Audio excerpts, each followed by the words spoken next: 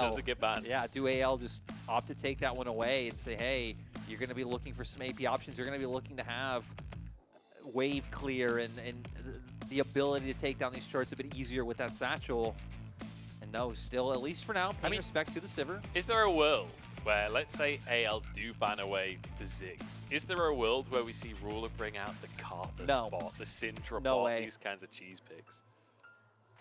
And, you know, maybe this is why they're banning out AD carries as well. Because even just hearing, like, just saying the name Ruler, you think of these marks and the great things. Let's see Ruler Zaya. That's what I want to see, man.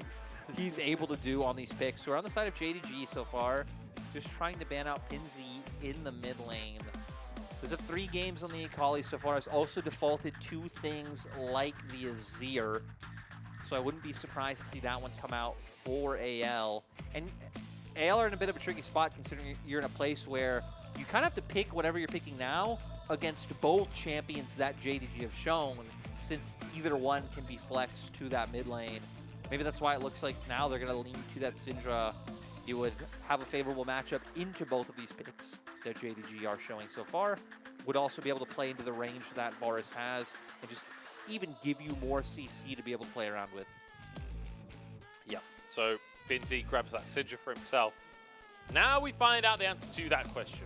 What on earth did JDG take in this bottom lane? Will it be the Ziggs? The Jhin could be locked in, but that could also go to missing still. We haven't seen the Jhin support come through. Honestly, bottom lane is so weird this year, man. It is. It is. It's just, you can just take anything. Jacula was saying that in an interview the other day of like, he finds bot lane so boring. You know, it is very like focused on like the wave and the lane overall, but it feels like you really can pick any style, pending on what has been banned out in the draft so far. Does look like we are going to end up getting Ruler's Jhin. Jhin not really having the best of time in the marksman role so far in the LPL, but when it's piloted by Ruler, when you have a Heimerdinger alongside you, I suddenly have a lot of faith in the pick. Yeah, that's for sure. The only like concern I have for this team is like a heavy index in AD damage, right? But that said, the Moakai does build AP. You've got a Heimerdinger support. Like, you're still going to have a reasonable amount of damage. It's just a very bursty composition, right? So to me, JDG leaning very heavily in being able to find like that early mid-game advantage and just be able to hard snowball through there as on the opposite Speaking of wacky picks, SwordArt goes for the Caitlyn. We've got Carrier basically playing for AL at this point. The Caitlyn support now hitting the LPL as well. We'll see how SwordArt does with it. Yeah, for them, they're trying to take it to Lord Missing, right, in this 2v2. They want to make sure that they don't have this push and that they are the ones who can keep up prio. They're going to have a lot of pushing power later on in the game, but with their double marksman, they have a solid front line coming in, and I'd say a bit more... We are getting onto the Rift. We're onto the Rift. Well, hey! League of Legends is happening on our screens. JDG trying to make something happen at the bottom side. Nobody gonna fall for it for the time being. Let me take this. You know, we haven't been we've been chilling for a while, so I want to commentate. Ward goes down, fan sign showing in the bottom left-hand corner right now. Kanavi missing. 369 coming out from base. They're walking to their lanes. What is going to go on? We're waiting for it. We're watching. We talked about the early game power coming out from JDG's composition and the tools they have to utilize. Knight and 369 looking for that lane domination. It kind of reminded me one of my favorite, I don't know why this is one of my favorite League of Legends moments ever, but it is. There was this moment in, must have been like season 3 or 4 or something, and Riveton is casting, and it's like 30 minutes of farming, nothing is happening, and he was so bored, he was like, all right, time to build up the hype. We're going to the mid lane there, pushing minions. Just like delivered it so well. I just thought that was so funny, and I feel like we have had similar metas recently where there's been a lot of minion pushing. But LPL so far this season has been pretty exciting, I will say. At least the games I've cast have been exciting. I'll say, definitely been hit or miss with the games. When you have a game like this, we just saw, you know, Halo Blades coming out. The standard thing when we get a lot of these marksman supports for that early trading power, you would hope for a bit of volatility. You know you're going to get it, right? We have Renekton up in the top side, Jayce in mid lane. Knight already looking for these incredibly aggressive trades, and it's going to be a great, I'd say, welcome for Pinzi into the LPL. You know, he already has a few games under his belt, but now playing up against Knight. Pretty big challenge pretty big roadblock, like the Snorlax in that one Pokemon game that you have to get through. Yeah, they're going to have to find the Poke Flute. It's the only way. Or do you get like a little radio or something that plays the Poke Flute tune, I think? There's like 2 ways to deal with it, I'm pretty sure. Root comes down though. Nice little play coming out from JDG. And, well, it's a tough start for AL. It has to be said. Kanavi grabbing first blood. Yeah, SwordArt. I mean, walking a little too far forward, I guess we have to say, but really just JDG on point with their skill shots to be able to get that one down. We'll call that sword modern art, you know? It's a different angle in the bottom lane. And it's rough when these are the angles you're looking for your bot lane to get ahead. We're going to see here how it happens. I think it's missing, sets it up with the grenade. Nice. Yep, that connects. Oh. Ay, ay, ay. I didn't see that. Yeah, I didn't either. Rough coming out from SwordArt. Great for missing to bind the CC to start it off. And yeah, Root coming out from Ruler to make sure everything gets finished up. So JDG already off to an incredible start with their bottom lane. And when we said that Jhin has, at least in the marksman role, like, we've only had a couple games in support too, and both look pretty good. As an AD carry, I feel like he has looked a little bit lackluster, so it's kind of nice to get to see him in the hands of someone like Ruler and see Ruler missing and how they're going to pilot this champion. It's like how it's meant to be played, right? How you're meant to bring Jhin to the LPL. On the positive side, at least there are like 3 targets that Jhin can still do damage to later on. Like Jhin famously just can't deal with tanks, so the Ksante and the Sejuani will be tough for him later. But there are 3 targets that you should still be able to do reasonably well against. That said, the Kraken Slayer certainly helps with tanks, but yeah, I mean, even with Kraken Slayer, it's not exactly Jin's specialty. I will say though, for JDG, even like thinking about like hitting front line and things like this, their comp is just going to be a lot more about setting up these long-range engages. We've already seen comps like this a few times where it's about opening the curtain call, throwing out the Moakai ultimate, and just being able to pick people off from such a far range. So I'm going to pause. Xiaohao actually going to engage on. Yeah, committing to this play. The double knockback from Kanavi. Health bars low on both sides. Xiaohao trying to flash on out, but chased by Kanavi as they turn back around onto Pinzi.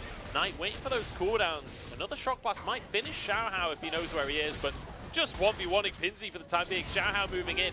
Knight still has flash available, and they bait it beautifully. Pin slowed. The sapling goes in. Damage from Knight. One more shock blast, and he predicts the flash and everything. Knight looks incredible. That was so good coming out from them, especially getting that kill on Xiaohao. Gave him the blue buff. He was going into, you know, that situation following up. Maybe wouldn't have been able to kill Pinzi without the kill coming out first onto Xiaohao. Great mechanics displayed by Knight. We're going to see here exactly what goes down, and Xiaohao trying to walk into Kanavi and just get a little bit of damage out on him. Now with the aftershock proc, they want to go in, try and get the damage down. They follow up, but aren't able to take him down. Immediate turn onto Pinzi. But pay attention here, Knight still playing aggressively, doesn't have too much mana, but feels confident that he can go for this trade. Bait Xiaohao in, has to flash away, but has the hammer form to jump back in after that. Now having the blue buff, he's going to be able to chase this one down. Throws out the Q, and I guess, I don't know if it would have mattered about the flash, like, it looked like the trajectory It's kind of just an awkward flash, really. Yeah. Flashes in the straight line. I will say as well, like, Knight managing to flash both the Arctic Assault and the Scatter the Weak with that flash, just getting out of the play completely, and then hammer forms and jump straight back in. Like, really nicely played. And it means that he's, as a Jayce mid, 2-0, 5 minutes in. Like, that is going to be really tough to deal with. Xiaohao caught again in the jungle. Oh! Lyric, it's 4-0 in 6 minutes. JDG are dismantling it. We talked it up, right? Like, even with other teams sitting towards the top of the table, teams like IG who were 3-0. Oh, Jesus. Pinzi? Okay. You know, even when teams like IG were at 3-0, right? It's like, okay, there's other teams that maybe JDG will be contending with, so we get a replay of why flashes had to be burned in the bot lane. Good trade overall coming out from them. But JDG, you knew, were the team that have looked good, had names and like experience that you can believe in, and we're going to be a team that we're going to reliably be able to put up these sorts of performances. Did it draft for this sort of domination early on? And it's great to see that they're able to follow up on it. Yeah.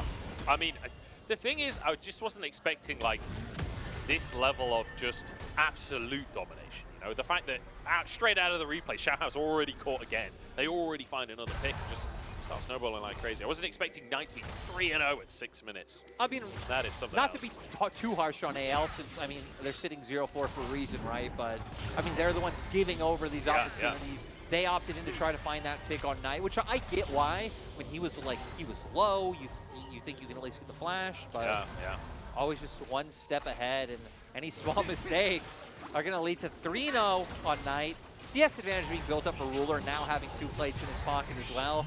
Top lane, we haven't seen any plates or any kills come off, but 369 at least being a push. Kanavi wants to go for the dive. SwordArt rooted up. But luckily, for the bottom lane of AL, Xiaohao is here. Kanavi, no flash available here. Gets rooted up, stunned up. A little bit of healing, but PinZ gets the kill in the end. Nice bit of counterplay coming out from anyone's legend. JDG just trying to get as much gold onto Ruler as possible. Oh no, he's happen. 2 levels up on SwordArt. Oh, just goes wide. I thought that was going to hit then for a second. Not able to find it, but still forcing them out. They're not going to be able to pick up this wave. Looks like Betty's trying to stay around now, but missing. Is doing a great job of zoning him out. And I can't wait to see gold disparities, because even with farm, not like a huge gap, I mean, the gold difference must be insane. We're almost at a 3K gold difference for JDG. It's not even 10 minutes yet.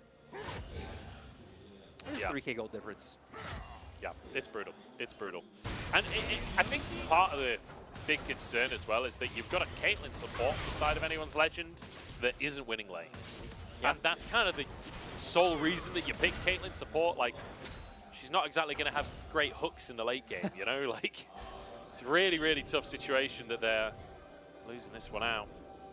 SwordArt not going to have flash. Betty not going to have flash for the next couple of minutes. And Demonic Embrace already picked up by Kanavi, so he's getting online so early in this game. You know the strip top's going to be theirs, and for AL, they'd have to play around like some of these aggressive trades that they know are going to come out from JDG's laners, what their advantage is, and try and overwhelm them with numbers advantage. You can see now sort of hovering over. If Xiaohao's there as well, maybe you can try and turn that into a kill. You're going to have like Xiaohao's ultimate up soon, so you can potentially look for a lane gank, channel that into like a scatter the weak, PinZ while his ultimate, and try and find picks that way. And maybe you can slowly try to inch your way back. Yeah, I'm a little bit worried for PinZ here because Kanavi's coming out from the side. Flash is available for PinZ. Will still get rooted. Shock Blast goes in. Are they actually just going to dive this one anyway?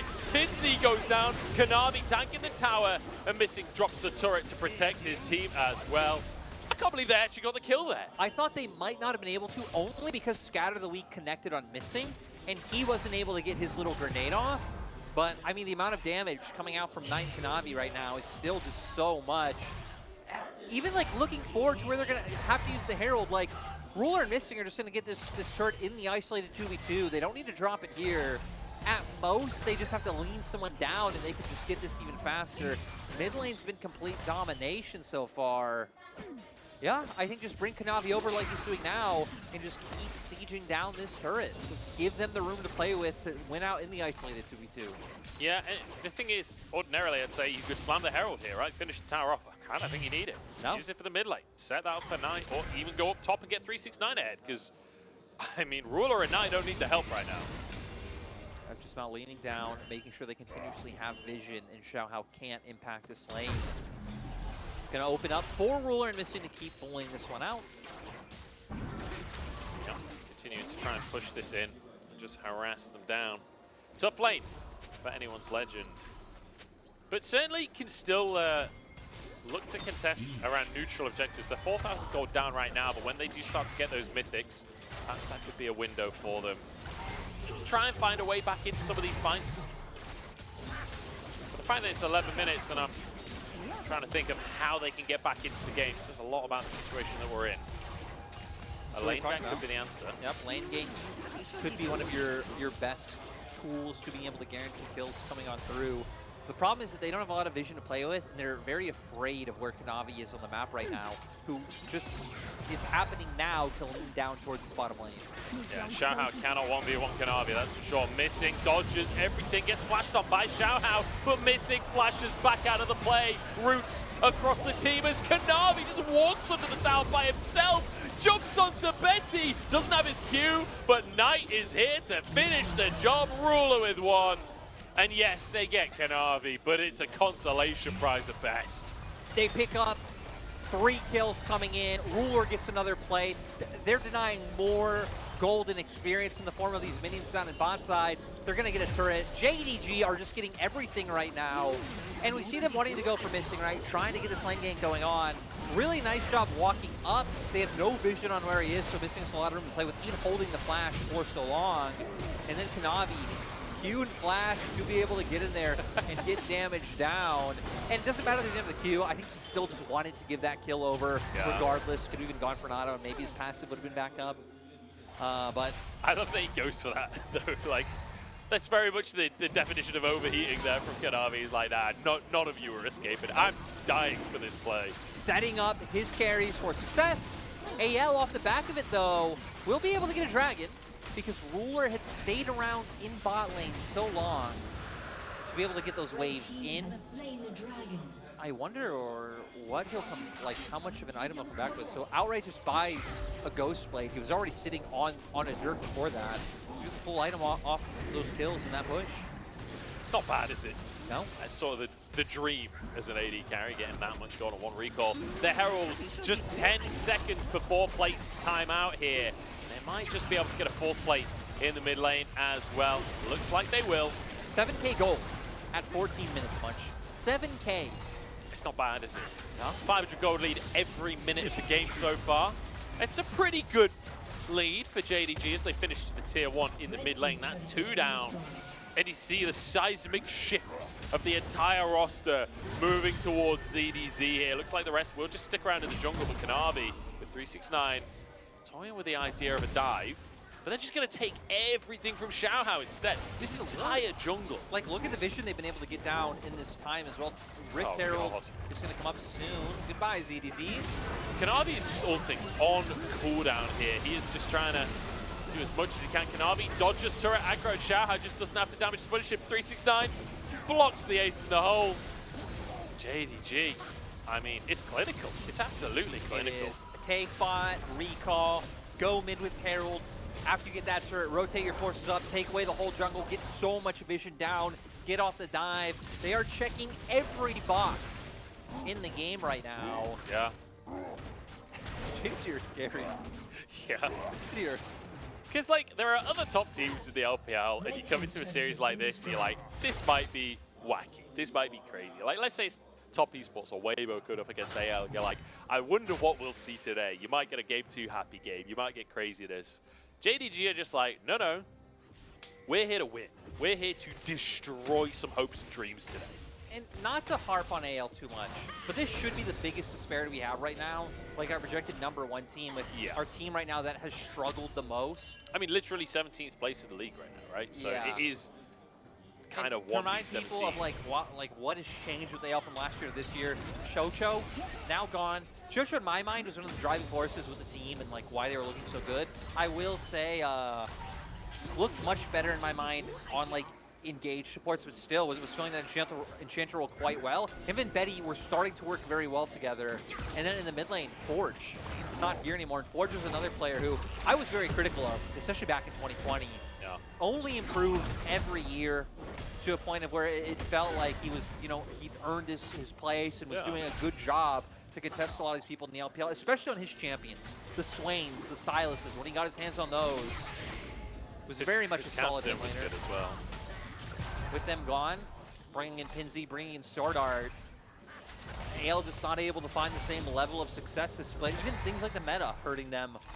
You look at Xiaohao, huge Lee Sin player. You want him on those Lee Sins. You want him on the Xin Zhaos. Remember, Xin Zhao was incredibly clean. We're not seeing those at all right now. So the perfect storm of like variables is what it seems like are hitting this Anyone's Legends team all at once. It kind of surprised me that we've not seen a single game of Vi from Xiaohao. I feel like Vi would be the champion that he'd want to play. Ult onto missing. Not a lot to come from it, and immediately turned around with a curtain call as well. KL should be able to walk away from this one. There's Ruler living up to his support's name there with the curtain call. But they're just going to pressure onto the tower. No, I'll take that back. They're going to pressure onto Xiaohao as they walk past. Missing on a modicum of HP there. Barely walks away.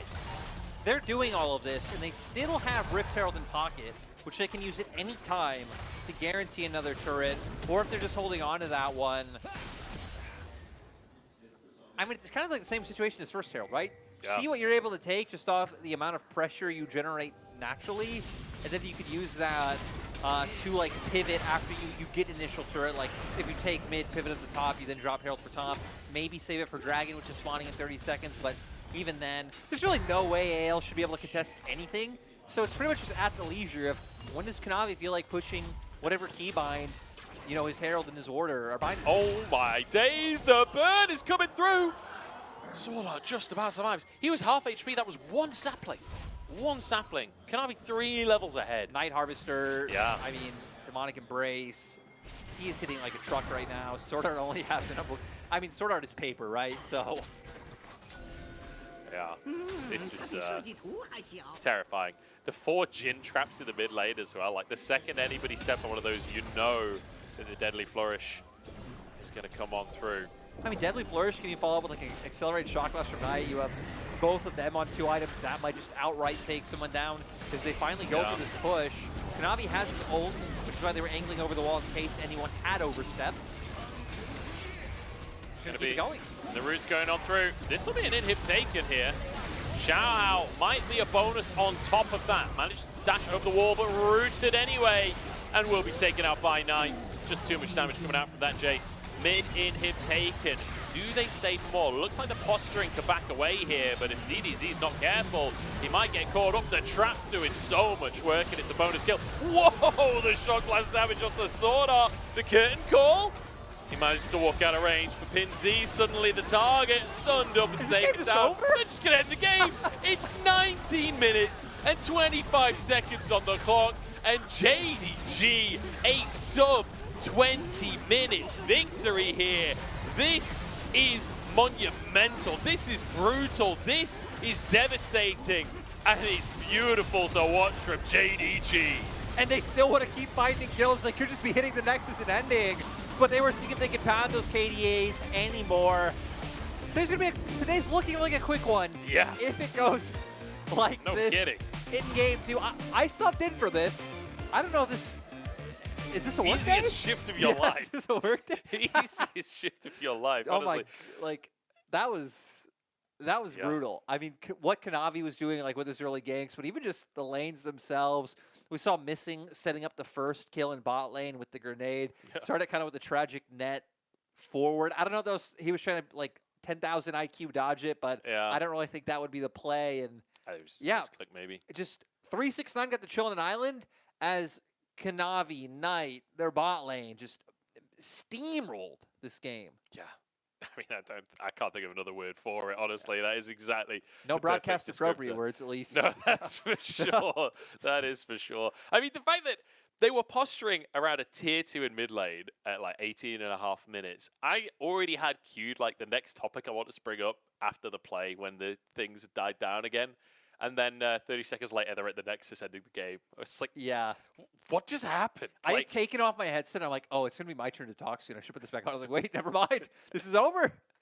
Yeah. I mean, we're surprised on the caster dice. Never mind AL. Like, AL, I don't think saw the game ending that quickly, but might be glad that it's over with how that one was It's also one of those things that's just very sad. Like, when you think about it from team side, is like when you're 0-4, it works both ways. Like if you're like 4-0 in a league, it just snowballs so hard mentally that it becomes like even harder to win games. It's no longer like, let's say if 2 equal teams come in, like 2 evenly skilled teams come in, 50-50 chance of winning. If one of them, by whatever happenstance, is now 0-4, and then won all their games, that's no longer a 50-50, even if like the skill, it was a mirror matchup of team experience, players, everything.